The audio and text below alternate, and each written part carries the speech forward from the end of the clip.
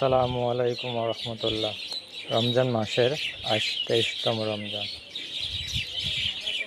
অনেকে বিগত দিনে রোজা রাখেননি বা রাখার অভ্যাস নাই।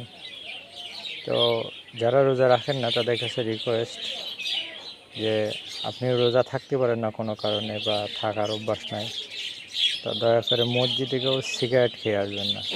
আপনার হয়তো কেমন লাগে জানেন, আপনার আশপাশে যারা থাকে আপনার সিগারেটের দুর্গন্ধ তাদের খুবই কষ্ট হয়, এমনকি বমিও আসে।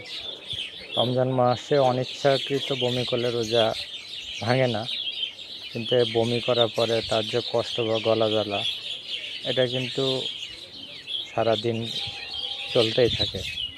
তো যারা রোজা রাখেন না, কাইন্ডলি আপনি যেহেতু রোজা নাই, সেহেতু সিগারেট খাওয়ার পরে আপনার মুখে দুর্গন্ধতে যাতে পাশের লোক কষ্ট না পায়, সেজন্য চেষ্টা করুন ব্রাশ করে বা অন্য কিছু খেয়ে যাতে মুখের দুর্গন্ধটা না থাকে, এভাবে মসজিদে এসে নামাজ আদায় করার জন্য।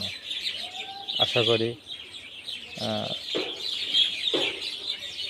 জিনিসটা সবাইকে জানার জন্য এবং সবাইকে শেয়ার করবেন যাতে এই ধরনের কষ্টে আর কোনো মানুষ না পড়ে।